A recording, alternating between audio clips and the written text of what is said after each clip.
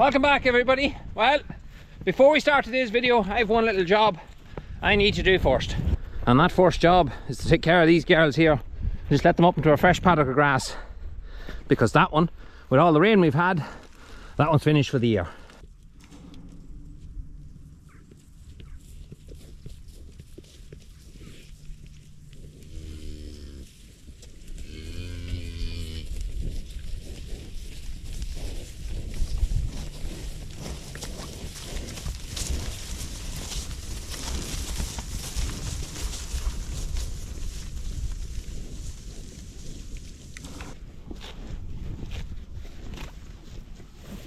So today's video is going to be something very different. Something that I'm actually going to trial. So to start the thing off right and tell the story from the very beginning, I was at the ploughing and I was walking through and I spotted an item called a grasshopper.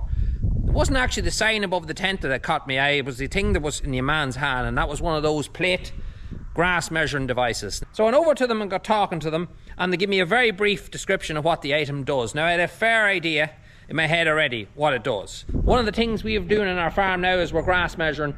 It's part of our derogation course, and it's something we have really just started in the last few months, and next year will be our full year of doing it. So I went out and I bought the cut and weigh kit, just a little grass clipper, little square steel thing. A lot of you will know what it is. Drop it on the ground, cut your grass, weigh it in a bag, and that'll tell you what cover is on your fields. But this device is something I'd just be curious about to see how it actually works, because a lot of people messaged me and said that these things were fairly decent and fairly easy to use. So after I got talking to them in the plough and I asked them for their number, and when I got home a few days later, I rang the company and I asked them, would you be interested in trialing one out to us? I asked them, not them asked me. This time I wanted to actually try it for myself. So thankfully, they agreed to it, no problem at all. They said they'll send one out to me and I can do what I like with it next year. I chanced my arm knowing that they're in Cork, in Fermoy in Cork, which is quite a distance from me, but I still asked them could they send a man with it, just to explain to me and to you how the thing works and hopefully cover the whole thing real quick before we start using it. So that is exactly what's happening. Dermot is the guy's name and we're going home to meet him now. Right, so we're here, just below my own house here, and this is Dermot. And Dermot's after travelling the whole way this morning from Fermoy in Cork. I think you underestimated how far it was away. How long did it take you? Strong 3.5. 3.5. Real Drumlin country now. Yeah. So it wasn't so bad, I suppose. But he got here. And the reason Dermot is here is just what I spoke about. They're going to be trying to find out about different bits of kit you can get from the basic to something like this. So we're going to try all the different things and just kind of give you a bit of feedback over the next year or so of how we're getting on with them. We'll start from the very beginning, but we'll keep it quick, okay? So this is a rising plate meter. They've been around for 30 or 40 years. The principle of the plate meter is that this pole goes down, hits the ground, this plate sits down on top of the grass and compresses it, and that measurement is called a compressed sward height. That's compressed sward height is a volumetric measure, so it gives you an idea of what the quality of the grass under the plate is. We have an ultrasonic sensor here, so it'll shoot a light beam effectively. It's invisible to the eye, but it'll shoot a light beam down, and the time it takes for it to come back is its time of flight, and from that you can tell you where the plate is. Day one, when this arrives on the farm, the first job is to go out and map the farm. So it'll give you a very highly accurate map, a GPS map. The farmer only includes the ground that grows grass for them. So there's no ditches, there's no lanes, no drains. And just to prepare you, you will get a fright. You will always be somewhere in the region of 5 to 10% below what you'd have in your single farm area, for example. Okay. Because you're only including the ground that grows grass. We used to go out to farms and set units up, but then COVID came, that had to stop. So we put a lot of time and money into developing good quality videos. Not like what you're doing now. I don't know, you must give me some tips. I've forgotten more than I know. So we did good quality videos, and about 90–95% of our customers got set up now just by watching those videos. And where are these videos? This is a link on YouTube. Okay. YouTube. They also come through the email, and we also summarise the rest of the things, like how to link it to pasture base, how to apply for the grant, and all that kind of stuff. It's all covered in that welcome email. Then how it works is you walk the perimeter of each paddock. And look, there's no point cutting you. That is a job. That'll take a bit of time. Yeah. But the quality of what you have after is you only have to do it once. A lifetime job. Yeah. It really is. Okay. So how that works is you'd walk into the corner. We start in the corner normally. That would be your origin point. That'll be the first point you'll take. You look down the wire. You say, where's the next place? There's an angle change in the wire. Then you walk there and you take your next sample. Corner to corner. Corner to corner. Exactly. Okay. As you're measuring, you're going to see the map come up on your phone in real time, giving the area and everything else, all the information about it. When you finish that paddock, you just go next, you walk under the wire, you start mapping the next one. When you select measuring on the app, you walk into the paddock, you press this down once, it IDs the paddock you're standing in because you've defined the boundary and it knows where it is. GPS tells it where it is. So Okay. it's impossible then for you to put the measure against the wrong paddock. So Yeah. and you can send out anyone who's able to walk, and they can use this quite easily. They don't need to know the layout of the farm, the names of the paddocks or anything like that. They just walk inside the bounds, press it down, identify the paddock, and they walk diagonally across it, just taking samples as fast as you can walk. The grasshopper can sample. Do you go by how many samples you take of a paddock due to a size, or do you just take the same amount of drops, say, of this to every paddock? It would be a size related thing. Like 30 is kind of considered within the industry as a minimum. 30 samples. Of what size of a... for 1 hectare paddock. Like that is kind of a give or take measure. Yeah. But it's far surpassed that with a grasshopper. Like you're going to be doing a sample every 2 paces, so you're going to have. What does people like tend to do? If you go into a 5 acre field that's exactly square, right? What way would you tell them to go out and map that? Diagonally across, or what way would you? To measure it diagonally across it, going in the right direction. Okay. That's because if there's one thing that's going to turn people off grass measuring, it's the time it takes. So if you take a good representative sample as fast as you can. Now there's no need for this W pattern or any of that kind of thing. You go diagonally, get the longest straight line you can with that paddock going in the right direction. I've attended grass measuring courses and different things as well, and sometimes when you go to them, and even my agriculture advisor was talking to her yesterday, and she said the same, sometimes you can leave and be more confused than when you went in. But it does sound relatively straightforward, like, and it's just a matter of getting used to a bit of technology, and once you get used to it and have your farm properly, I suppose that's the most important thing, mapping it properly. Day one, yeah, that's your first job. Yeah, and then after that it should be into more of a routine. Exactly. Like we give or take 100 acres takes about 40 minutes to walk. It'll all automatically upload straight from your phone to pasture base, and you go in, you make your decisions in pasture base, probably another 10 minutes.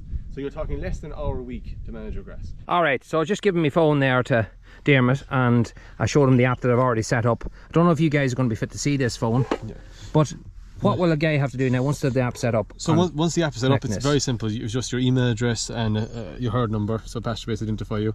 And it looks like it's coming up, okay? Yeah. So you see the grasshopper behind it, you press it down, hold it down for 2 seconds, the red light comes on, and then once the red light goes out, it's flashing green. That means it's got GPS and it's ready to rock. So the red light comes on, is that in pairing mode, or is it looking for GPS? Looking for GPS. Okay. So if that red light might stay on if you're under a roof or something like that, or if you turn this unit on inside. Yeah. So it won't let you go any further until it gets GPS. But flashing green means GPS. Down here, you just connect the grasshopper, takes a second, and it will go to start. Go to start. You have no choice here, Adrian, you have to map first. You can't go measuring. Yeah. You use numbers for your paddocks, if at all possible. Yeah. When you have the map done, if you have longer names and small paddocks, they'll spill out over the edge of the paddock. Yeah, what I've done, when I started the grass measuring, I was told the same. Yes, I was going to say reps is a long time gone, but my agriculture advisor said the same. So I have a plan, system. Just a rough sketch throughout the farm, and of every, I can't remember what this one is. We could call it something, we'll call it text, we'll call it text for the moment. Everything's just numbered. So we'll put it here. That's our first sample. Oh, so you click down, what came up there? A dot came up. So that's just your first marker. Yeah, and what this called is actually your anchor point. So as we walk around this paddock, it's going to keep drawing back to this spot. So we can actually stop there when we get back. Yeah, it's a straight line back to where we started. We'll walk on to the next post. The next post then I'll tell you how do you identify where to take points. So we're up on the pole, the second pole, press it down. If you come around this way, Aidan, sorry, you look down that wire. The next place there's an angle change is there just after the truck. Yeah, so, work away. We are miserable. No, you're in calving now, so every inch is an inch. Sometimes we do encourage lads to, and I'll tell you why in a minute, to stop before the truck, stop up on the wire, give it a second, take a point, then come out in the centre of the truck, come out where the grass stops, take another point, and go back up here, and take another point. What that's going to do is put a triangle into your paddock, and that'll mark where the drinker is. Okay. And later on, when we use the allocation mode, you'll be able to include your truck in your allocation. I get you. Yeah. 2, 1. So you're going to head. I'll let you map away then. That's pretty much a straight line. Pretty much. Might stop there at the first bush and then into the corner. Yeah. And round. Okay. We'll try to keep this under 2 hours long, this video, so we probably won't want to see him going the whole way around the field. But that bottom hedge down there, this field it's not square. There's a diagonal on that hedge down there, so Oh, look who's just gone here at my feet. When I heard about grass measuring, I just thought it another job, something I was going to have to spend a lot of time at, and time, you know yourself, doesn't always be that easy to get. But a lot of people messaged me after I put that on Instagram when I was asking people what they thought of grass measuring. A lot of dairymen from all over, and they said, Adrian, it's as simple as this. If you're going to grass measure, if you do it right, it's a vital tool to have in your farm. If you do it right, you'll always have a better understanding of how to control your grass. If you only do it because you have to, it'll be time consuming and of no addition to you whatsoever. So that's kind of the reality of it. And if you're going to do this, put the time into it, you might as well do it right. Not to say you don't have to buy an item like this. That's not what I'm talking about. Do it with your grass weighing or cheapest version possible. This is just showing you different options. But grass measuring on its own, whatever way you do it, if you're going to do it, probably better off learn to do it right. So Dermot's after coming back, and he's going to break the good news to me. To me, this here would have been around just about 4 acres, around the 4 acres. On the maps, that's what it is. It's pretty much bang on the 4 acres. So what are you telling me here? It's a bit under it now, all right. When you take out the unproductive areas and keep in from the ditch where only the area grows grass, we're at 3.6 acres. 3.6 acres. Yeah, and that's converted back from hectares. But yeah, 3.6. My farm's getting smaller by the minute. And we rounded up to 3.6. So. You were saying that now. You were saying that at the beginning. So most of the places you've been on and have maybe demoed this or something, that's kind of the run of the middle. Like I'll throw my own hands up at home. Like home is kind of mid Cork, start to West Cork. We lost almost 14% of the farm when I mapped it because we have big stone ditches running everywhere. Oh yeah. So like, it is a fair kick in the teeth to get. Okay, all I go by is old area maps. And I always say to myself, sure, they have to be right. But they're measuring to the middle of the hedge, are they? They are, yeah. The well, they give you the hedge because for biodiversity. Hedges, if they're anyway reasonable, I think it's under 4 meters wide, something of that magnitude. That's allowed go through. I often see it seriously adjusting stocking rates on farms when you bring it back. Yeah. I'm hoping the rest of them are all underestimated and they're a lot bigger to make up for that. But look, it's interesting now. It's not hugely far off, but at the same time, it's 10%. It'll add up. And you start going through paddocks. It is 10%. So if you wanted to just press update, we won't do it just yet. We'll do it after we do a cover. But you can upload data that'll go straight into our database, and if there's any new information about the grass measuring, that'll go straight into PastureBase. Okay. So what we'll do now is we're going to start, and now you can start measuring. 2 important metrics, 3 really, but 2 of real consequence. There's residual, which I cannot stress enough is so important to grass measuring. Okay. Much more important than dry matter. A lot of dairy farms and a lot of information you have read over the years, when you think of residual, you think of 4 centimetres. That's what you've always been told to do. 4 centimetres is possible, but in perfect conditions. You're more than likely somewhere between 5 and 6 centimetres. If you put into the system that you're grazing to 4 centimetres, 40 millimetres, and you measure that paddock, you get a 1500 cover, just for example. Yeah. If your residual is actually 6 centimetres, okay, that 1500 cover goes back down to 900,000 cover. Yeah, I follow you. Yeah. So like, that grass is unavailable to the cows if they can't graze it. If it's not available to them, they can't graze it. It shouldn't be counted. Measurement time. Yeah. Okay. Sorry, we actually have 2 other things to talk about here. So we have the dry matter. Dry matter is available on the PastureBase website on the homepage. We send out a WhatsApp to every Tuesday usually to all our customers, just giving a summary of the dry matters around the country. Okay. Not that important, but if you stay 17, 18, 19% dry matter, that'll cover most of the year. Yeah. It's only in the extremes, in very wet conditions or very, very dry conditions, it's going to go outside that range. Okay. Down here, available cover. So what we find is available cover is the Irish method of measuring. I'm not going to go into what the big difference is, but there's a New Zealand style and an Irish style. Okay. And we use the Irish style, obviously. Yeah. So leave it at available cover. Go to continue. We have the test paddock here. We'll just walk in 10 foot into the paddock. Okay. So this is now you're taking a grass measurement. I'm doing a grass measure. So what you'll normally see on this screen is a big long list of all your paddocks stacked up. Picture of all of them. Okay. And you can pick it manually off that list, but there's no need. You just walk in, you press down the grasshopper, it pulls up the paddock you're standing in. I'll just show you just basically how this works. Yeah. What you do is kind of put it out in front of you, you catch up with it, make sure it's vertical, and then you press it down. We have 2 measurements done there. 77 mil was the last measurement. Our average height is that, and our variation is 14. So you'll see, and up there, the location of where we where the sample is. And that's the wee mark. That's the wee mark for the drinker. Spot on. Yeah, I see that.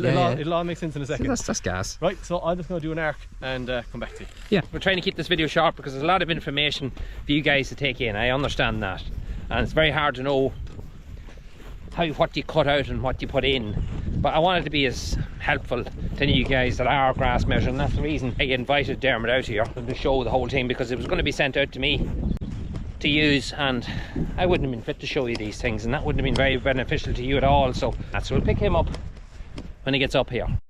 Right, so Dermot's back up to this corner here. That's where he is, far corner. That's where we started over there, and he went right around there in an arch. So you'll see here, this is where we started and we did the arc. I could have kept a bit further down here, but look, it's still a very representative measure. Did 45 samples. You see, how long did it take? So it only took you what? A minute. Yeah, around about a minute. Give or take a minute. We have the residual. I put in at 50 millimeters. I don't know your residual, but that's a reasonable one to put in for the moment. Yeah. The dry matter is 17. It'll give you the height, it'll give you the variation, or the height, the average height, the variation. The cover is 687, so we'll say 690 of a cover. The paddock cover, so you multiply the area by the size, by the area by the kilograms per hectare, and we get 610. We have no growth rate because today is our first measure. Yeah. So that paddock now has gone blue because it's been measured today. The whole farm is going to be in that box when you're finished all your mapping. Yeah. And each paddock that was measured today will be blue. If it's not measured, it'll still be green. 4 reasons why they won't be blue, or shouldn't, but why you can skip them and not measure them. First one is cows are currently grazing it. Second one is out for silage. Third one out for reseeding. Fourth one, dry stock enterprises. So for derogation, for any grass walk, they're the 4 rules. You don't need to measure those paddocks of a week. Right, we're deciding to allocate now here. We've put in the 50 cows, 12 hours and 17 kilos of grass. Our demand is 425.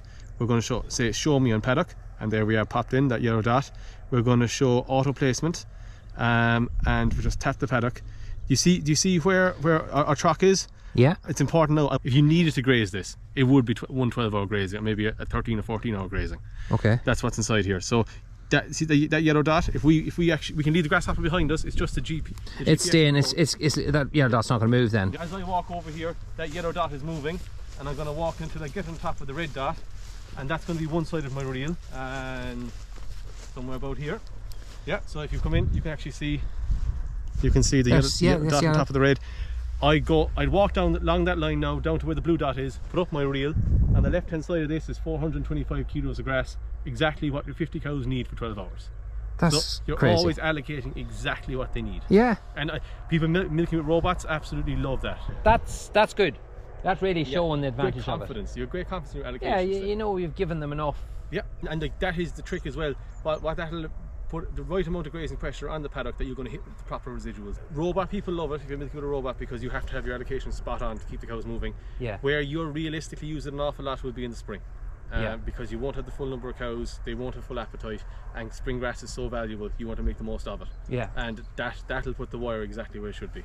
So just before Dermot finishes up here, I know there's a lot of stuff to take in. We don't want this video to go on too long, and I have a man with an excavator just after ringing me. So Dermot, with the system then that you have, do you want to tell people how they can contact you? Or yeah, look, for more information, give us a call. We're over in Shannon and Clare. The office is based there. I'll give you the number. You might post it up under the video. I can, yeah. Perfect. I have no head for retaining numbers. That's okay. But, so just a big question about it is always what's the grant under TAMS? It's a pretty good grant. If you're a 40% farmer, so you're over 40 and farming more than 5 years, that's 400 euros of a grant. If you're a young farmer, so you're under 40 and farming less than 5 years, it's 600 euros of a grant against the Grasshopper. Another thing to consider when you're thinking of purchasing it is the price of, if you were to get a professional mapping company out to do the same standard map that you're doing with a Grasshopper, it would be in the region of 5 euros an acre. So if you take the price minus the grant, and then minus how much it would cost to map the place to that standard, we include at the ploughing match, or if someone mentions your video, we'll include a A0 whiteboard map for free. Okay. So we'll take that map off the map that you generate when you're mapping the farm, and we'll put it on a 4 foot by 3 foot whiteboard for the parlour. I'll send you a picture of one. They're stunning, and they're a fantastic communication tool. So if you have someone coming in to do some relief milking or do some jobs around the place, you can mark up in the paddock where the cows are, where they're going. I do that at the minute brother comes in. I just have a number, that's where they are. It's very handy. Yeah, a super job. No, and it keeps things very easy understood. Yeah, that ties everything up. I want to thank Dermot for coming out. A long journey, you have a long journey home. No harm. I feel sorry for him, but look at, thanks very much for all the information. If anybody wants to find anything more, moregrass.ie, moregrass.ie, or I'll give you the phone number. Yeah, give us a shout if you have any questions at all about the grant, about the system. We also do pretty nice livestock weighing equipment as well, that links with ICBF, the cover you for all the schemes. So if you want to give us a shout there, yeah. So that's it, that's Dermot gone. It's actually a couple of days later now, and things have changed because winter is definitely here. The jackets are on. Yeah, it's got a lot colder. Anyway, look, at like most people, you'll probably go out and buy the cut and weigh system first. A little kit, little clippers, the little square box, and your weighing system. It'll cost you about €170 and get you going for your grass measuring. And maybe down the lane then you can look at stuff like this, but we're only trying it for next year. We've no real intentions of buying it at this stage, but it'd be nice to see it working up against the other system and see, does it actually save time? Because I hope, this is what I'm thinking, that one of my girls can go out at a weekend there and go out and do the measurement for me. Once that device puts it all onto the phone for me, and that will save me a world of time if she can do that, because I know a lot of bigger farmers now are actually that busy, they're paying someone to come in and actually do the grass measuring for them, and I can totally understand that. Anyway, I'm going to leave there for the day. Thanks very much for watching. Lots of stuff coming now.